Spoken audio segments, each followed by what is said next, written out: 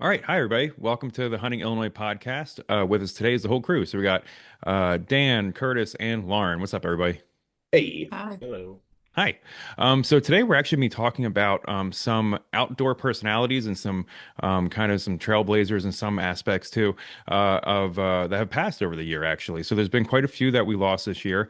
And this is going to be some folks that had some impacts on us when we were younger. And we're going to be talking about how we kind of got exposed to them and the impact that they all had on us. So we'll be going over that. And before we get going, though, we're going to have some outdoor updates from Dan. So go ahead, Dan. awesome. Yeah, not a ton of news this time of year. Obviously, fall is pretty much over. Winter is starting to get over too. The vast majority of hunting seasons are now closed. There's some opportunities still exist out there, but the vast majority of seasons are closed. So there's not a ton of news. But one thing I do want to talk a little bit about. Obviously, I want to cover some of our events. We have a busy schedule coming the next couple months and really the next couple weeks with a lot of really cool, whether it's virtual opportunities, in-person activities. So we'll kind of hit on those. But first thing I want to talk about is a little bit about the spring turkey permits. Now, obviously, we've hit on these pretty hard in recent podcast episodes, and we are now at the time of year where all the lotteries are officially closed. So that third lottery, I believe, closed February 9th, about a week or so ago when we're recording it. But one date to keep in mind is March 10th, 2026. So we still got, about a month until this date passes. But that's when all of the remaining county level spring turkey permits go on sale. So they become over the counter. So if you weren't successful in a lottery, and maybe whether it's a DNR site that does allow you to be able to use county level permits, or you have private land or federal land, you can use county level permits. There are still some opportunities left out there. So Illinois DNR does post kind of a spreadsheet that shows the remaining permits. I haven't seen that out after the third lottery was concluded, but I'm sure it'll come in the next week or two, and we'll certainly post a link to it on all of our social media. But it'll show you exactly how many permits are remaining in each county, and so if there are permits in the county that you want to hunt. But those again go over the counter on March 10th. So be thinking about that. So obviously, right along with turkey, we have a ton of in-person workshops coming up, a ton of turkey webinars coming up. Jason and I are actually hosting a Turkey 101 webinar tonight. And then next week we have 102. We have turkey calling coming up. We have a turkey ecology one where we're just going to talk about really cool behavior in turkey. And it's something that when I first started hunting, I didn't give a ton of credit to understanding animal behavior, right? A lot of times we just focus on what a lot of the outdoor media posits us to go scout for, right? And we just kind of look at that. But understanding turkey behavior, turkey ecology, understanding the vocalizations and how and when they're using it can really be beneficial for us as hunters. So we have a ton of webinars and in-person events coming up. So definitely check all of our event calendar. Jason will drop a link in the show notes below or on YouTube if you're watching this episode there. One special event I really want to highlight is February 28th. So it's coming up pretty quick. We have partnered with the Kane County Pheasants Forever folks, and we're hosting what we're calling a beast feast. And so essentially it's just going to be a really fun day. And luckily, we were kind of nervous planning for February 28th a few months ago. You just never know what the weather's going to be like in late February, but the long-term models look like it's going to be somewhat decent weather. We are going to have an indoor portion where we're going to be serving a lot of different wild game dishes. So you get to sample a bunch of wild game dishes, get to meet a lot of people, have a lot of fun. But we're also going to have a shooting component. So we rented out a few of the sporting clays courses at St. Charles Sportsman's Club where we're hosting the event. And so bring your shotgun, bring your ammunition, and we're going to have a fun day of eating wild game, spending time with friends, bring some family along, and then also get to shoot a little bit. So it's going to be a lot of fun, and that is February 28th at the St. Charles Sportsman's Club. And you can find all the information on our website or through Kane County Pheasants Forever. Yeah, we Yeah, looks should like it's mention tickets for that are $15, so $15 to sign up for that. But all of the proceeds go into Hunt Camp for next year. We're going to be so one problem we've always had with Hunt Camp is we try to buy some cool hunts to put on the prize table, but because everybody, I won't name any names, but a lot of procrastinators out there that buy their tickets in the last couple weeks doesn't give us really enough time to go out and find any prime hunts that we can buy. So we're hoping that by doing this at this time of year, we can raise a little bit of funds early enough so that we can get some really prime hunts to put on the prize table for Hunt Camp 2026, which is not yet been determined, the date or the location, but stick with us. I'm sure here over the next month or two we'll be lining those details out, and we'll be sharing that stuff with you as we figure it out. Yeah, and you can probably go ahead and pencil in. It's going to be, the last towards the end of September is normally what we shoot for. So,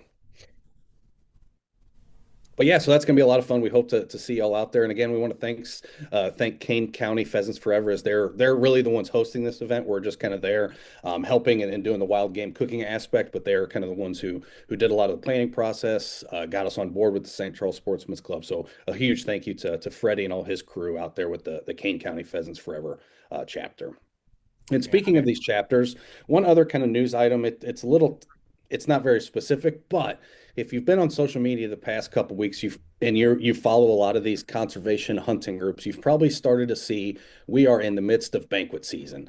So whether you're interested in deer hunting, turkey, waterfowl, upland, there is probably a banquet coming up in your neck of the woods, whether it's Whitetails Unlimited, the National Wild Turkey Federation, Delta Waterfowl, Ducks Unlimited, Pheasants Forever. We're really in the midst of a big banquet season. So I just want to give a plug to all these groups. A lot of these groups have been influential both to me personally as well as the Learn to Hunt program, whether it's providing equipment, providing manpower, providing, just logistics, but definitely check out these banquets. They're a great way to come away with some really cool prizes, whether it's firearms, whether it's hunting gear, whether it's outdoor related decor. My house is decorated with stuff I've gotten from banquets over the years, or whether it's just having a fun night out on the town and meeting like-minded people in your direct area. And I think that's one of the biggest benefits to attending a lot of these local groups is so many people come to us and say, "Oh, I just don't know anyone who hunts. I don't know how to get started." There is probably people in your community that are willing to either take somebody on or help somebody out. And one of the best ways to meet people is just attending these banquets. And again, a lot of these banquets are raising money not only to help the chapters out, but also to put on outreach events, to put on conservation projects. And so not only are you potentially winning some gear, meeting some friends, but you're also giving back to some of these conservation groups. So definitely check out all of the banquets that are open. I think you'll find them fairly fruitful and a lot of fun. A lot of fun. And talk to the people at your table too. Like winning stuff and things are great, but you can make friends, make contacts too with the people because especially if you're new, you don't necessarily know the people you're going to be sitting with. So you kind of go Right, in, you right. snag your spot, and you can learn a lot from that as well, and win guns and lots of And one lots of thing fun I'll say, things. I've been to all of these groups that I've mentioned, at least one or two of their banquets over the years, and often I go to a few each year. Everybody always thinks, oh, it's just going to be, your typical hunter that's there. In reality, there's a lot of it's diverse, it's young, it's engaging, and so I think you'll have a lot of fun. And a lot of these are kid friendly and do have different opportunities for youth at the banquet, whether it's the Jakes program with NWTF, little things like that. So a lot of times they do allow you to bring your children along and have a really good time. Along with And just a that, little plug, sorry, Tall Grasses. If you're go Will ahead. County, that's March 6th. Just saying, it's coming up. That's my chapter for Pheasants And Forever. that's So a good just chapter. throwing that I've, out I've been to there. their banquet, I think twice over the years. That's a really good banquet. We've got If some you good stuff coming. I'm just saying. Yeah.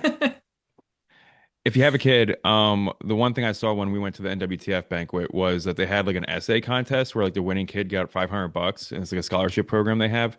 All these different organizations. I think my wife did one for like the Lions Club or something when she was a youth. Into them because they have these like little giveaways and stuff, and they might only get like 5 or 6 submissions depending on how busy the chapter is. So check that out as well if you have a kid who there's all these different scholarship programs and things you might be able to apply for. And Or if you just have a kid that's again, looking for scholarships later, shooting sports and archery, like you can get good scholarships if your kid's into that kind of thing. yep. Just throwing that out there too.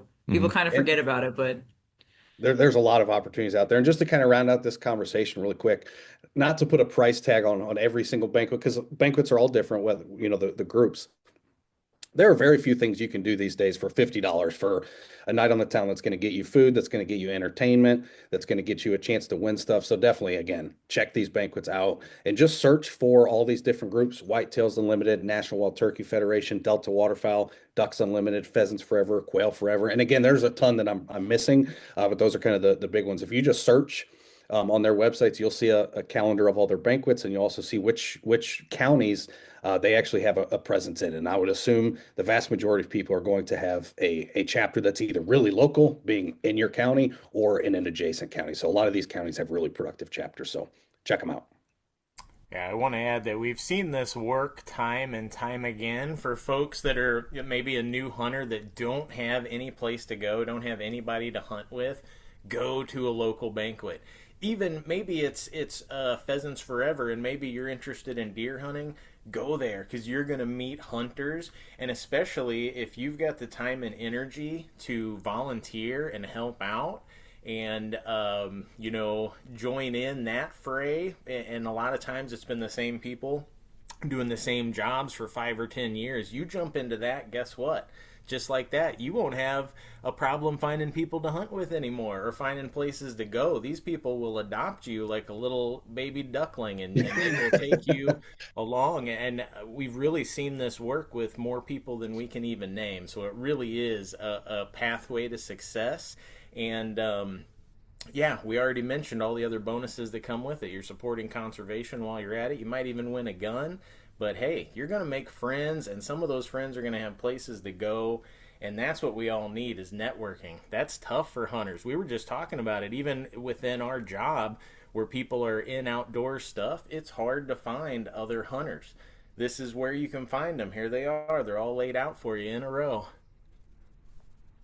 Hmm. Hunters don't do just one type of hunting. So, like we said, you're going to find pheasant hunters that do, other Mhm. kinds of hunting, or deer hunters that, do different things. So it's you'll find someone. Or if they don't know, if they don't, they might know somebody. So it's helpful. Hmm. Absolutely. Well, we'll kind of go ahead and turn it back over to Curtis. He's going to kind of introduce this topic to us, but we're really excited about this one because, like Jason mentioned, these are all people who were influential in kind of the grand scheme of things in terms of the hunting community, the hunting culture, the hunting industry. But I think all of these individuals, at least me personally, I don't want to speak for everybody here on the podcast, but were influential to me on a personal level as I started to develop who I wanted to become as a hunter. And so we're going to highlight some really interesting folks that we lost in 2025 that have had lasting legacies in the community and are only going to continue for generations to come. We have one that basically built a duck call that echoed across America and really brought duck hunting into everybody's living room for a time. Right? We have one who basically he was so good with the longbow, it almost became an extension of his own body, and it inspired countless archers. And so I'll turn it over to Curtis, and he'll kind of give us just kind of a quick rundown on who these individuals are, and then we'll kind of all chime in as we have interesting anecdotes or interesting stories about how all of these people really impacted us as hunters and as conservationists. So take it away, Curtis. Yeah, thanks, Dan. So 2025 was kind of a rough year in terms of outdoors legends lost. And first off, I want to preface this by saying we almost Absolutely. surely missed a couple people, and we apologize for that. But these are four that we knew about, and that, like Dan said, have all kind of touched us along the ways along our hunting journey. And in 2025, and these are in no particular order, but we lost Gail Camp, Byron Ferguson, Buck Gardner, and Phil Robertson. So really three people who are synonymous with waterfowl hunting, and then Byron, the guy who, like Dan said, synonymous with the longbow. His book Become the Arrow. I mean, all four of these people Trailblazers and Hall of Famers in their own way, and we'll kind of go through them each one by one here. If I can get my screen, there we go. We'll start with Gail Camp, and so she was from Memphis, Tennessee. You can see she was born in 1925. She made it all the way to 2025. She actually died 3 days, I believe it was 3 days before her 100th birthday. And she was still hunting at 98, 99 years old. You can see that picture I put in there. That's actually a YouTube video. You can go and watch Legends of the Outdoor Hunting with Gail Camp. I think she's like 97 or 98 years old in that, and she still sounds like an absolute peach on the duck call, let me tell you. But she was a late onset hunter. So she married her husband by the name of Frank, was a big duck hunter, and she started hunting with him to keep him safe. So she just was like, I want to go and make sure that you stay safe. I don't know if he was accident prone or what it was, but she was like, I don't want you out of my sight. I need to go and keep an eye on you. And guess what? She started to get bored. They handed her a duck call, and it wasn't very long. She was the best duck caller in the blind. She also was the best shot in the blind. She was just the best overall duck hunter in the blind. And all these guys started talking to her like, hey, maybe you should get into some of these calling competitions. And she basically won every one she ever entered, including 2 times world champion in the women's division from Stuttgart, Arkansas. And then she was, of course, inducted into the Legends of Outdoors Hall of Fame as well. So a lot of awesome stuff. And after this, I included a little video with her story about how she got into hunting. But what really stands out to me is she was a late onset hunter. You know, she didn't start from an early age. She never thought hunting was going to be a part of her life. And then it wound up being, for probably 75 years, the thing that defined her, whether it was calling ducks or training her dog. She had yellow labs. Just her kind of how much she loved blowing on duck calls and duck hunting and working with labs was so infectious that everybody around her kind of was forced and drawn into that lifestyle as well. So she did a lot for waterfowl hunting and really for women, and showing them that, hey, this is not just a game for dudes. You know, everybody can go out here. And some of them, like Gail Camp, are going to be some of the best that have ever done it. So, I think it's important to put that into context too, right? So obviously these days hunting has become a little bit more open, and there's a lot more female participation. You know, women are the most rapidly increasing demographic who are getting into hunting. But think about the time period that she got involved in. It was absolutely unheard of, and she really was a trailblazer that I think has lasting impacts. And I can only imagine and you know, the conversations that she had back when she first started hunting in that time period, with the context of what was going on in society, the traditional values that a lot of people held. Absolutely, certainly a trailblazer. Yeah, I don't know exactly what year she started, but for people listening rather than watching, there's a picture of her with her husband that looks like it's like the 50s, probably 40s, 50s. So yeah, she might, in this next slide, here's a little video.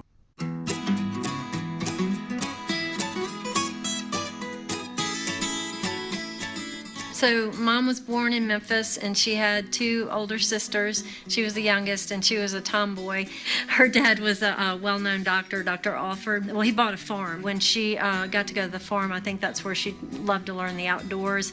As soon as my dad got back from the Navy, they got married. They were both the same age within 2 months of each other, and they have been dating since 7th grade. And that's about the time that she wasn't seeing him because he went hunting, and that's when she joined him and started hunting with him. I married a hunter. He started going by himself, but he had hurt his eye one time on a twig, and I said, "You don't need to go by yourself." And he said, "Will you go with me?" He was accident prone. And I would love it.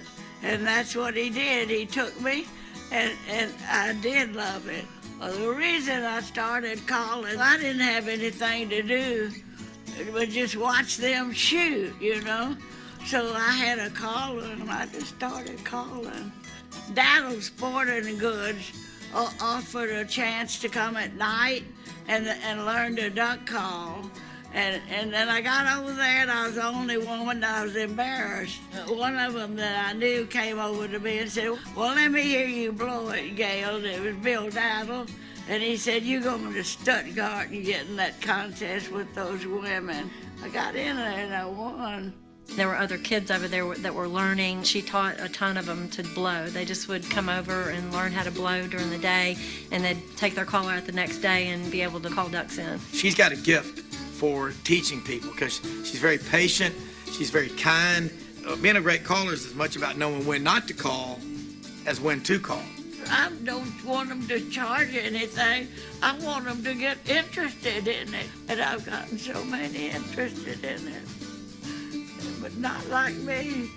I love it. In the duck calling arena, it was definitely winning all the state championships leading up to the World Championship, and then she won the World Championship twice in 59 and 60. And she was also very active in dog training, and they had multiple dogs that made the highest award, which was Master Hunter. Her knowledge, it's real. You think, she's out there shooting in her 90s.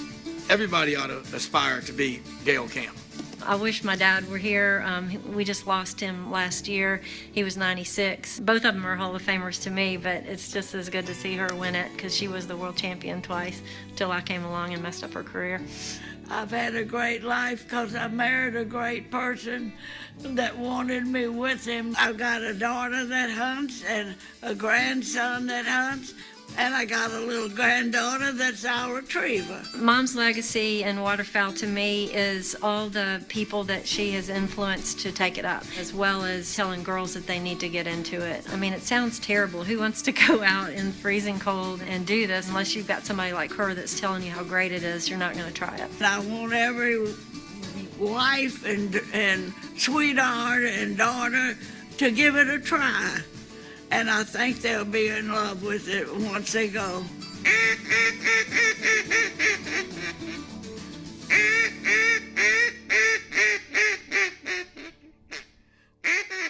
I love that Both so my much. dogs. Both my dogs are like, what? Like with that I call. love that so much. And Too he bad said, she's a- "You go to the Too bad she's an garden N of get one, that because I wonder dog." if they could do a study if duck calling makes your lungs healthier in older ages. Like for real, like she would have been exercising her lungs constantly. Yep.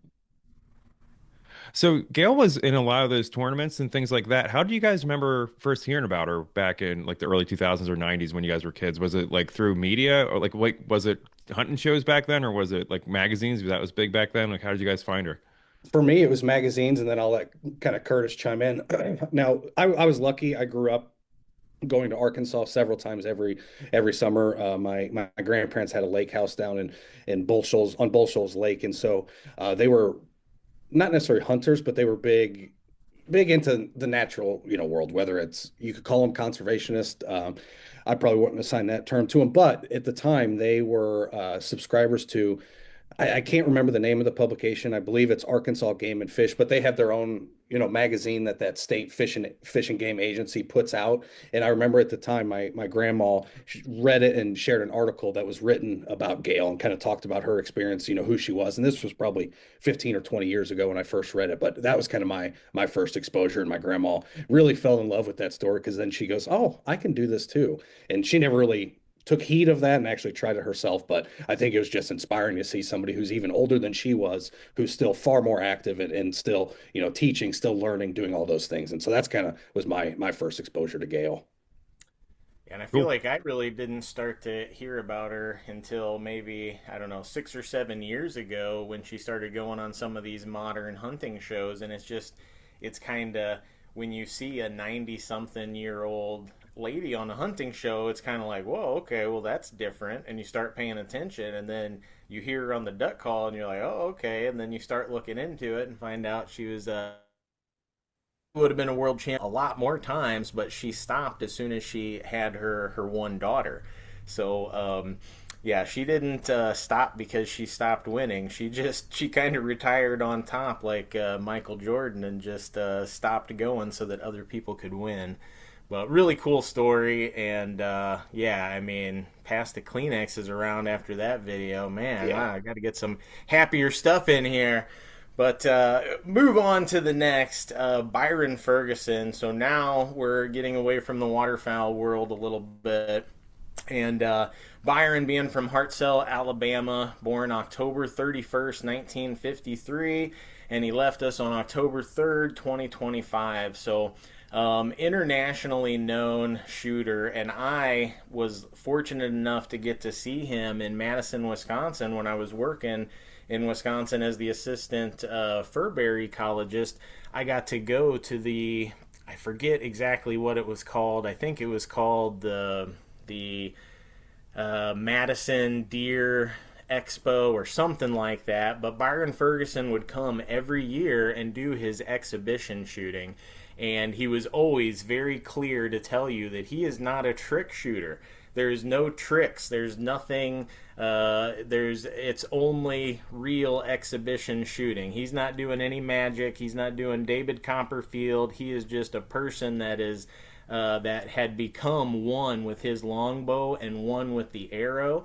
His book over here on the right, Become the Arrow, it's known as one of the just really best books that any traditional archer can get, because Byron Ferguson was the greatest archer of our era. And I don't even know where to start with him, because the things that he could do was so unbelievable that, like, me telling you the things that I seen with my own eyes will sound unbelievable. Like, I seen him take an alarm clock. He was blindfolded, couldn't see anything, and he had as an assistant chuck this alarm clock while it was making noise in front of him, and he shot an arrow straight through that alarm clock the first shot. I mean, no tricks, no gimmicks. I seen it with my own eyes, and I don't even know if that was the best shot he did that day. And he did this as a 60-something-year-old man. You know, he came walking in there, you're like, oh man, this guy looks like he needs a cane. And then you put the bow in his hands, and holy cow, the dude was like, I can only explain, I guess that's the way that Michelangelo was with the paintbrush. That's the way that Byron Ferguson was with the longbow. And a lot of you probably remember him from the old show American Shooter. He was on a bunch of different shows, but that was my first exposure to him before I ever got to see him in person, was watching American Shooter. He would do Shot of the Week. I remember clear as day him shooting aspirin out of That was exactly the same episode I was going to talk about. Yep. Oh, just absolutely amazing. I mean, yeah, the best archer that you think you know of today is probably not fit to carry Byron Ferguson's quiver, to be honest with you. And luckily, you know, I can't remember if it was back in the Versus TV channel days. He had obviously you talked about the American Shooter show. He also had Shooting USA, and then I think he was on Impossible Shots occasionally. But the really cool thing is a lot of his stuff transcends time. And if you go on YouTube, a lot of his really impactful shots and stuff are still available on YouTube. And so if this is the first time you've ever heard the name Byron Ferguson, please, the next time you're just bored and looking for something to do, instead of scrolling TikTok, literally just get on YouTube, watch some of his highlights, and I can guarantee you will be inspired to pick up your bow immediately after. It is his tenacity and his drive to be the best was unheard of. Yeah, and the way he carried himself, just amazing, you know, because you'd think somebody with the skill set that he had accrued over his life would be cocky, but he was just the nicest. Like, I mean, I went and talked to him at his booth. You know, I was a broke person, not barely making anything in Wisconsin. I could only afford to buy a patch from his booth, basically, but he spent all the time in the world talking to me. Nicest guy in the world, absolutely. But just like the last one, we do have a little video that we will share of Byron, and you'll get a chance to see one of these impossible shots that we're talking about.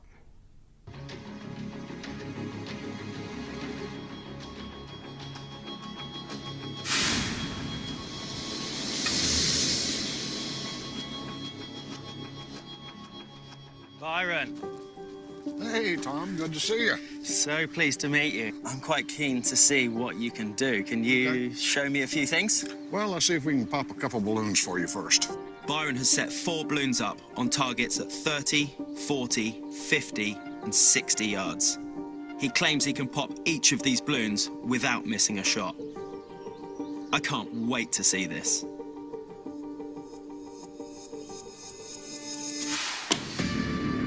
He hits the first balloon dead center, but it's not that hard of a shot.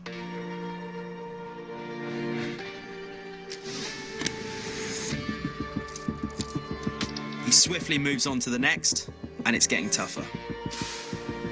With 3 down, there's only 1 left, and it's a staggering 60-yard shot. Oh, that is 60 yards for the last one. Yeah. Wow, that is very, very cool. I want to put Byron's accuracy to the test, this time on a much smaller target. I've just put a ring on there and it's only ½ an inch across. I'm going to ask him to fire an arrow through the centre. And if he can achieve this, I'm going to be seriously impressed. The arrow he's firing is a regulation 9.5 millimeters in diameter, whilst the ring has a hole of just 15 millimeters wide. It seems This like a gives drastic Byron step up in a margin of difficulty. error of only 2.75 millimeters. From this distance of 30 feet, if Byron's shot is off by just 0.09 of a degree, he'll miss.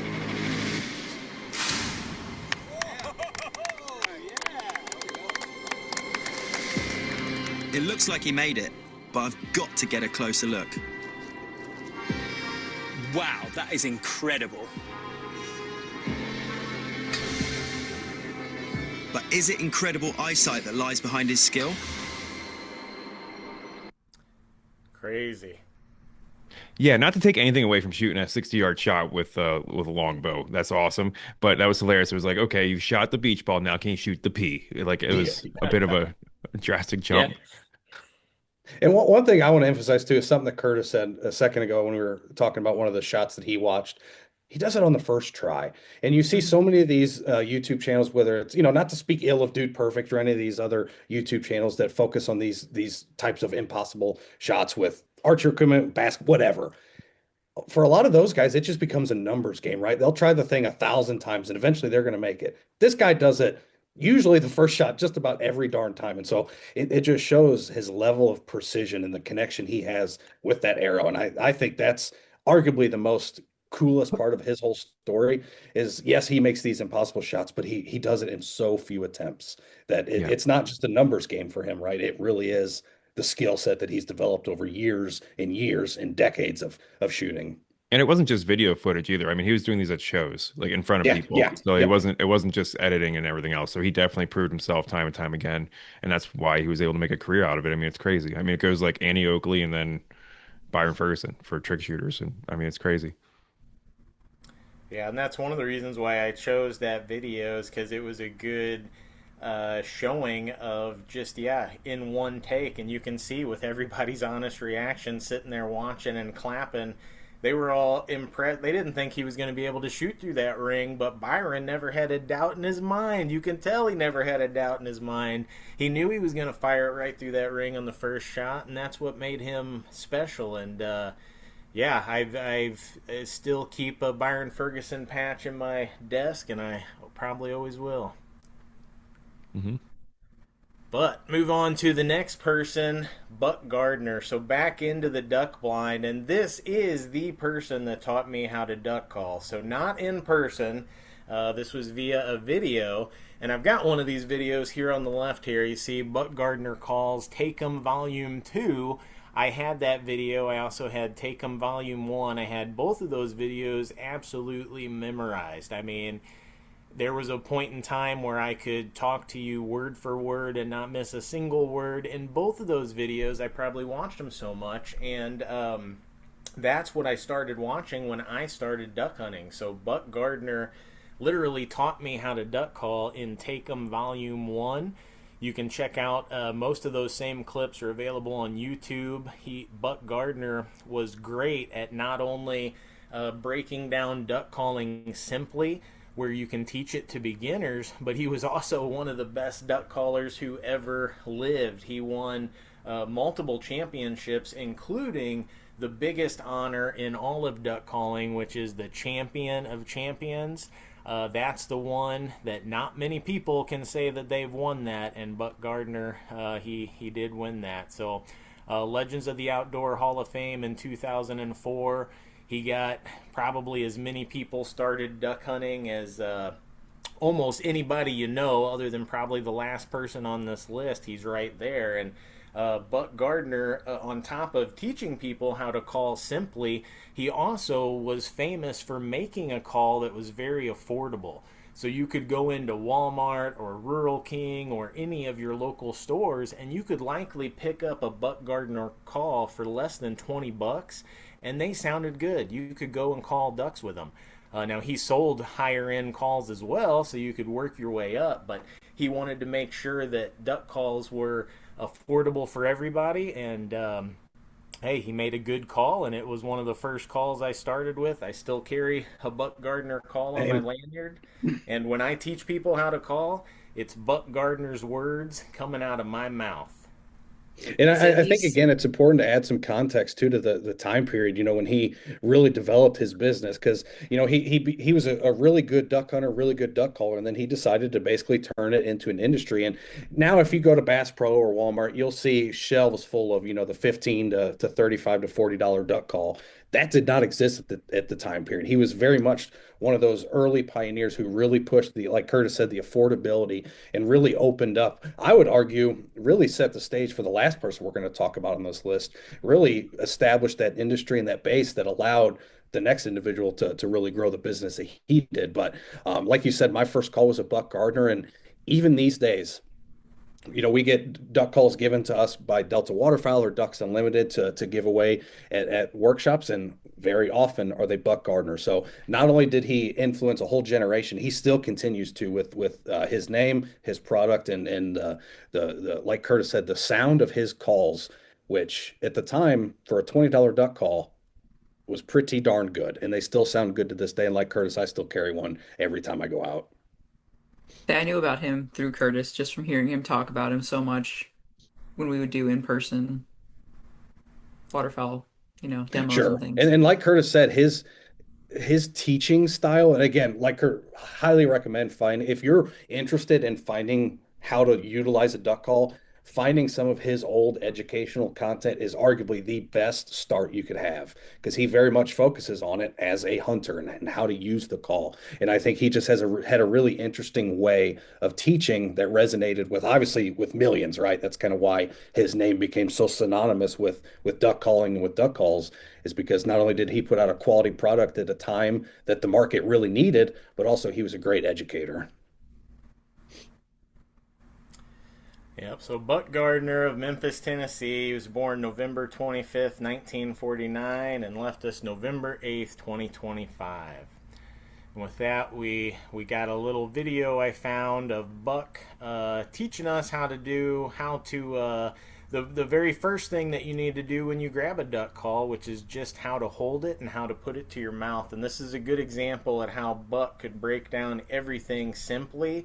And it's a lot of things that a lot of duck hunters would never think about to even talk about, because they're talking about how do you do a feeding chuckle or how do you do this. And Buck knew that, hey, we got to start from square one, and that's what I liked about his teaching style. So here's Buck teaching us how to hold and blow into a duck call. So fortunate, doing what I love, making my living in the great outdoors. Many years ago, I set out to share my passion for duck hunting with the world and to make high-quality duck calls that the average duck hunter could afford. Today, Buck Gardner Calls is still committed to quality and to value. And me, I still love calling those ducks. But these days, I get my biggest thrills from giving back to the people and the resources that need it the most. I hope you'll do the same thing.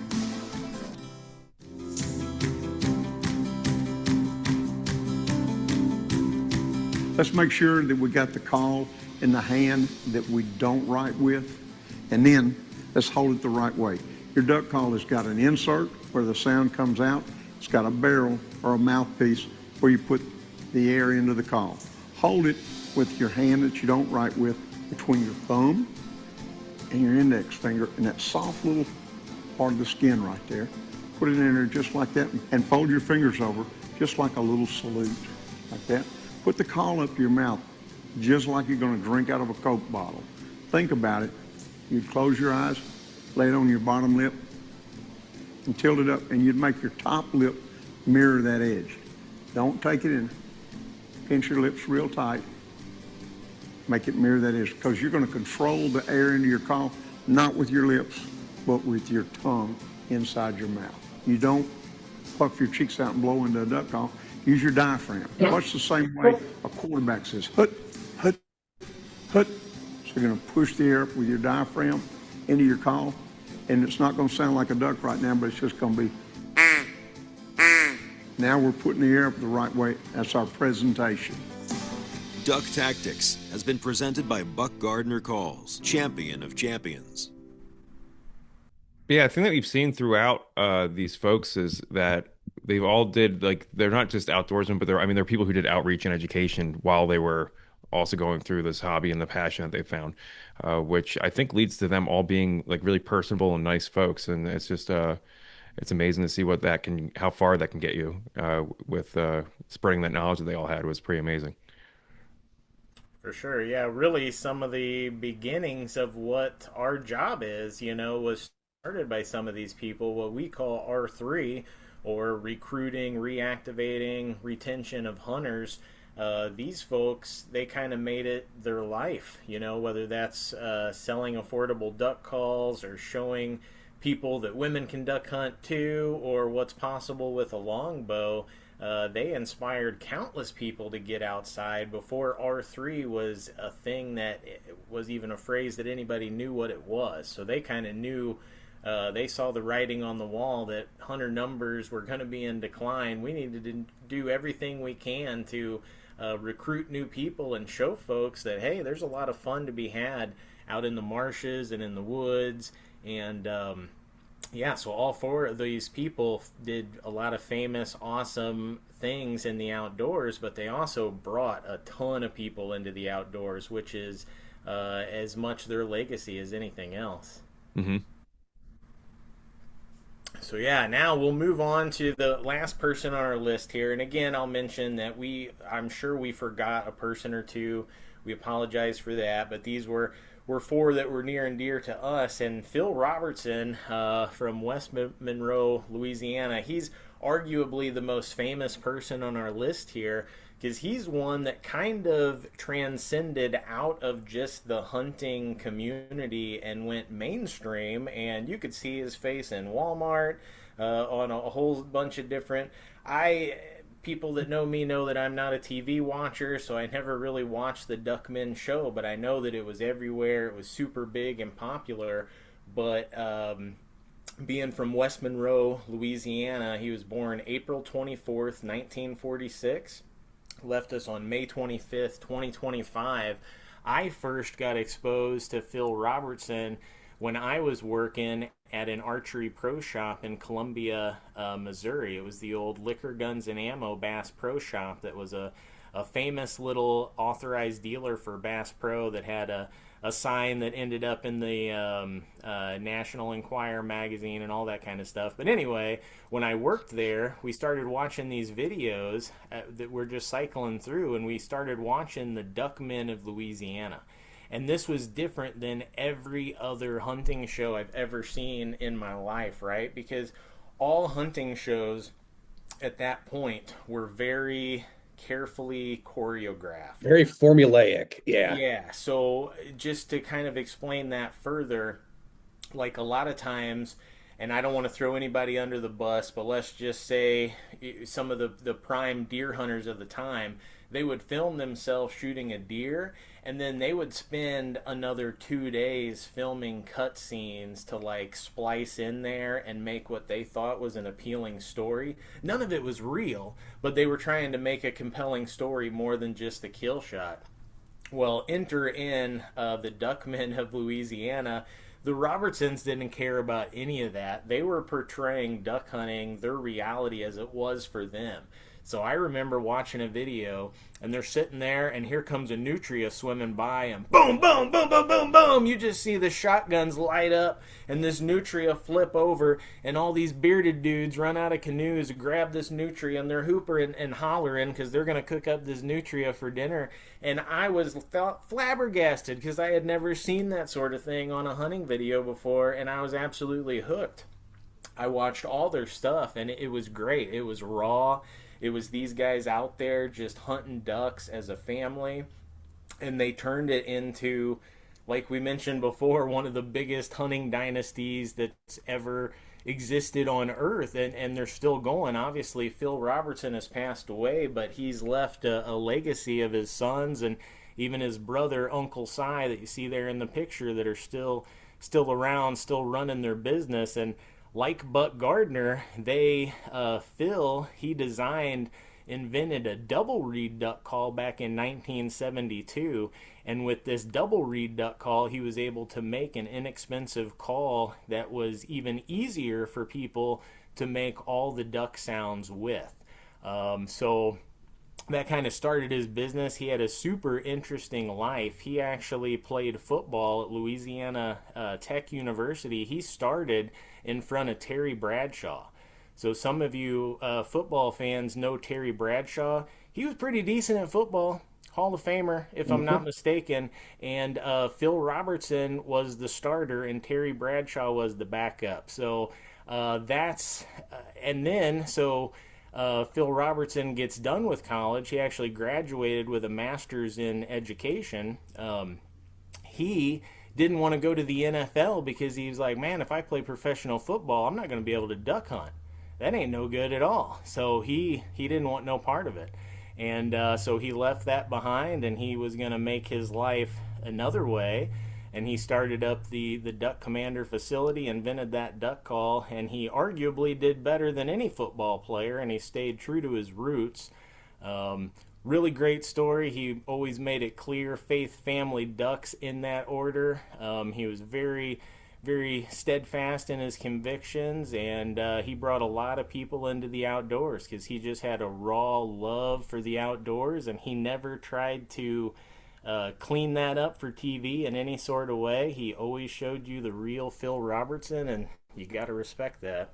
Absolutely. And it's so interesting that, there's very few people, especially in, let's say, modern society, especially in the hunting industry and the hunting community, that have the ability to transcend into pop culture. And I mean, this man and his family not only brought, camo, beards, and ducks into everybody's living room, but what I found really interesting about watching the show Duck Dynasty back in the day was they really focused on obviously the faith, family, and ducks, like Curtis mentioned, but really on the social and the camaraderie aspect of duck hunting. And for me, that's really what drew me to get into duck hunting in college, was not necessarily watching his show, but really focus on, oh, you get to, because again, I grew up deer hunting. You sit down alone, you don't talk, you have to worry about what you smell. And if you know me, I like to talk, I like to tell stories.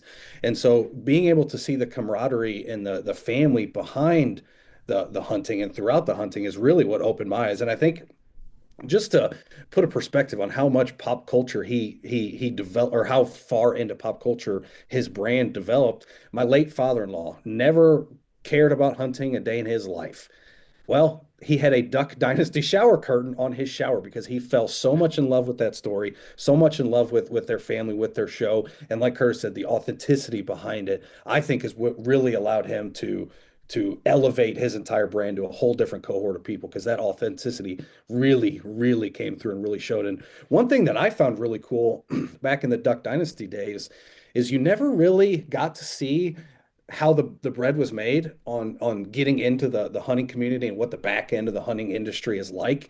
And they were very open about that. A lot of their Duck Dynasty episodes were based on the business itself. And I found that super fascinating, just learning about some of the marketing techniques they used, how much they focused on quality of their products, quality of the products themselves, but also every piece of that product, right? So the quality of the reeds. And I found that to be a really cool kind of snapshot into the industry, because you never really saw that before.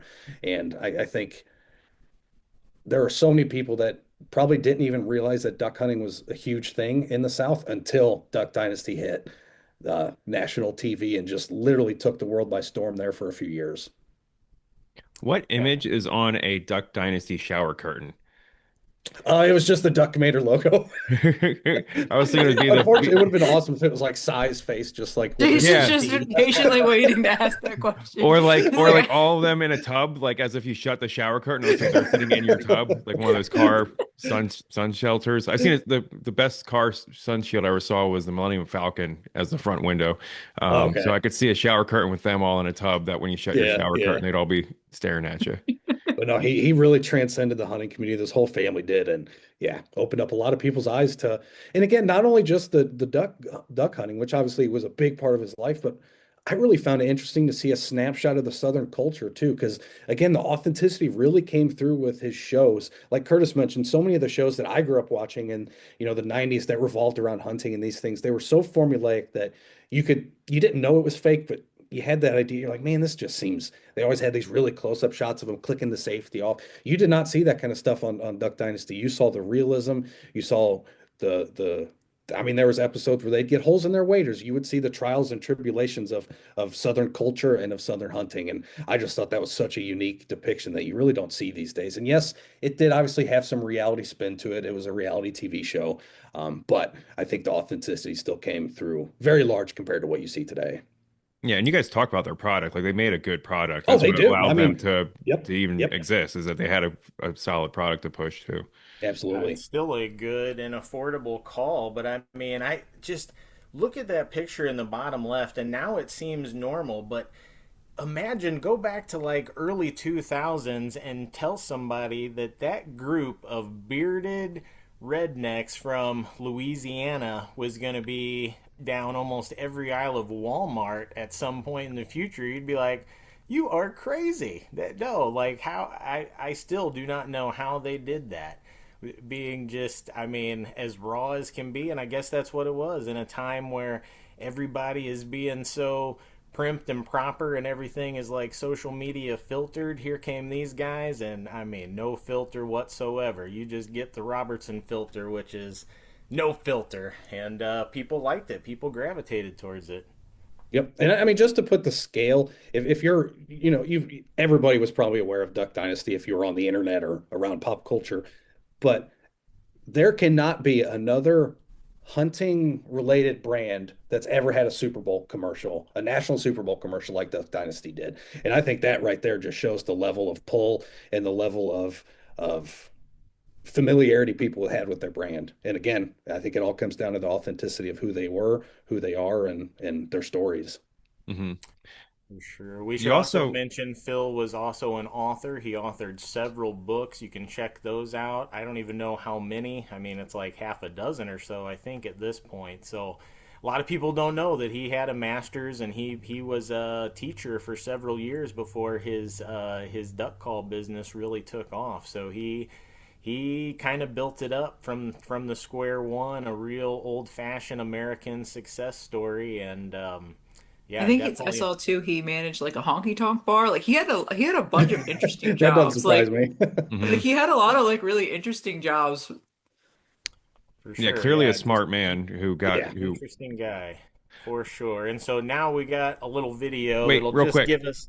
Oh yeah, Well, last thing I want to say, I have never, I mean, I've seen him before, but I've never seen the image that you have on the screen. Like the story about him being a quarterback, they always make fun of when the combine comes around, which is going to be happening probably in March here. They always measure the size of a quarterback's hands, and that's like as like a stat you need to know. But like, you never know how athletic someone is, especially if they wear baggy camouflage clothing all the time. But like, you can see the dude's hands in that one photo. Like that's ginormous. Like that's a Yeah. quarterback's hands. That's like you never want to pick a fight with someone in baggy clothes because it's like a Bruce Lee movie where all of a sudden they take off a baggy jacket and they got a six pack or something. But you can definitely see this guy is a built like a quarterback with a hand like that. That's nuts. That's all I wanted to say. His Just football football. comment. Just saying, like yeah. they make fun of They some of these gotta young guys are really good quarterbacks and they have these small hands and they joke about it. And then honestly, they kind of play out the ones that they joke about their small hand size. They don't win Super Bowls. What are you gonna do? It's I like your would dogs and how imagine big it's their got paws yeah. are. It's would be tough. I don't think you can be a quarterback with small hands, right? You just don't have control of the ball. Mm-hmm. I don't know. Be a That's what it mechanic was. That's why instead. I never made it. Yep, that's it. That was what held me I back. knew there was something. I just couldn't put my finger on it. Yeah. So you can find just bazillions of videos of Phil Robertson, either duck hunting or from Duckman or his stories, but we included just one little video that just kind of gives us a little glimpse into Phil Robertson for those of you that may not be familiar with him yet. So here is Phil Robertson going to be teaching us the keys to brushing in a duck blind. Concealment is critical.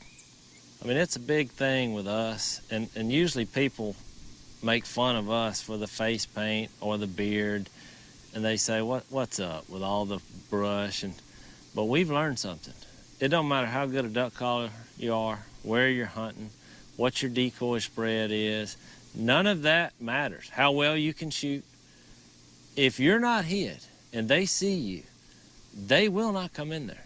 In the duck blind building world, and I've built a many one of them, it is my studied opinion, if you don't have to put any brush on them, cut brush and put on them, you're way better off. When it comes to brushing, the best thing you can do is plant your blind.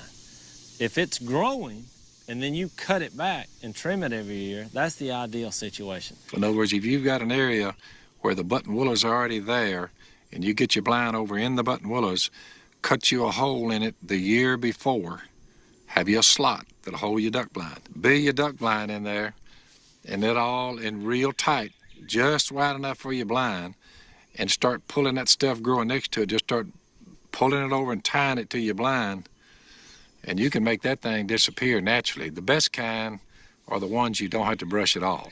So you have to be concealed. I don't like anything man-made showing.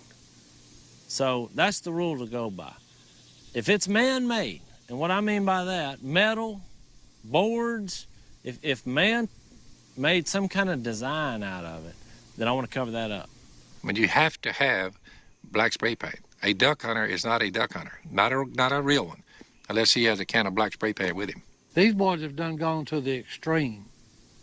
We'll build a blind, okay, a scaffold blind, cut a little brush and put on that scaffold blind, and the next thing you hear is psh, psh, psh, psh. You got a big old light spot sticking out there by you where you cut something off, spray it, knock it down so it don't shine. So we took care of that problem. Anything that shines, I can make it not shine in 1001. So I carry this as standard equipment in my bag. There you go. Standard equipment in your duck hunting bag. Black flat, black spray paint.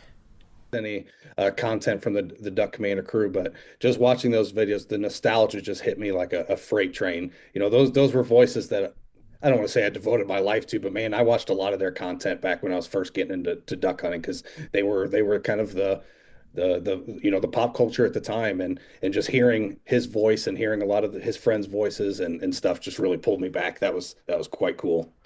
Yeah, my dad watched it. My dad wasn't even a duck hunter; he was a deer hunter, but would watch because it was like a hunting show that wasn't, you know.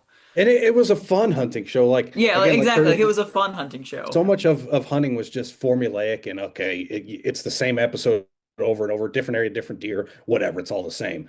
I mean, I remember some of my favorite episodes were when they were just tearing out and blowing up beaver dams with TNT or tannerite, whatever explosive they used. I mean, they just got into so many hijinks and just showed because this is one thing that I certainly noticed growing up, is a lot of the hunting content was very serious, right? It was very, I don't know if there's another better way to say it than serious, but theirs had a playfulness to it that really resonated with me, because I hunt to enjoy myself. I don't take myself too seriously when I'm out there. I want to have fun doing it. I don't want to put, you know, hunting on this pedestal to where I'm worshiping it to the point that I'm not even having fun. I'm just so focused on getting that target animal. And they really did, in my opinion, bring some lightheartedness and some playfulness back into hunting. And so that's what I think I really gravitated towards watching their stuff.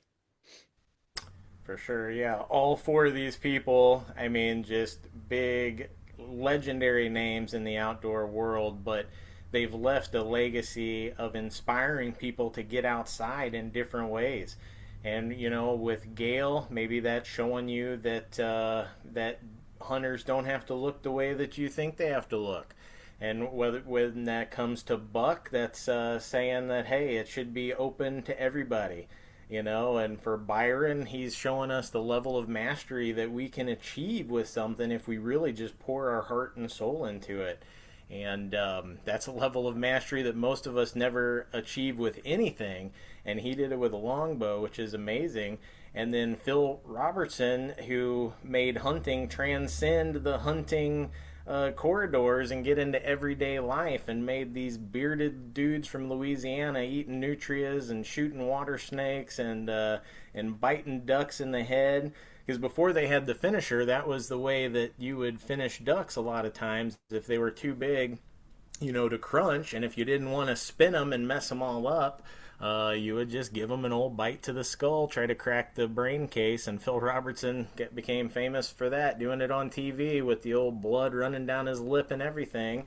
Now, probably wouldn't recommend doing that with avian flu and all these sort of things, but hey, Phil Robertson, like we said, he was always true to himself, Yep. and that's who he was. And all four of these people have left a legacy that's going to last well beyond them, and hopefully they'll continue to inspiring people to get outside and to pick up bows and to pick up duck calls, and who knows, maybe the next Gale or Phil or Byron or Buck is out there listening right now. Yep. It was Annie Oakley and Byron Ferguson, and then it was Ozzy Osbourne and Phil. It's a long line of creature head biters.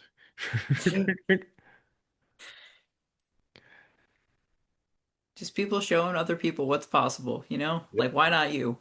And their authentic selves. I think that's one of the really connecting portions that all of these people's personality have. Obviously, they love the outdoors, they're great educators, but they're just authentically themselves. And I think that transcends so much into popularity is when you're authentic, people recognize it, people realize it.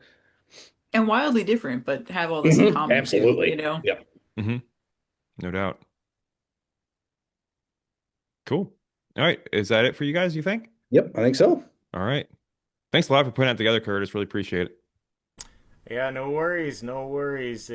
Like all four of those people meant something to me, so hopefully by introducing them to people that maybe haven't heard of them, they can continue to inspire people for years and years and decades to come to get outside. That's what they really cared about, and that's what we care about, share a common mission. And so if you're out there and you've been wanting to get outside, now's the time. There's something to do. There's always something to do outside. Even if it's not a hunting season, you can go scouting, you can go hiking, you can do all these little things that'll be the beginning building blocks of your hunting journey. And I know it seems like you're a million miles away from all four of these people. Well, hey, so are we. But the fun is in the journey. We can all journey to try to be as good with our bow as Byron, or as good at our call as Maggie or Buck, or to be as inspiring as Phil. We can all try to do that, and we may fall short. But even if we fall short, if we're trying along those lines, we're going to do some good. And if we're all trying to do it together, hey, we're getting more people outside. That's a good thing, I think, anyway. Well, they all started somewhere too, Gail didn't wake up knowing how to do it, or Byron, or Phil might have. Phil may have woken up knowing. He was born with a duck call. he may have known, but Awesome. All right. Well, we will catch you on the next one. Again, we have a ton of events and webinars coming up. So check out learntohuntil.com, sign up for our upcoming stuff, and we'll catch you guys in the next one.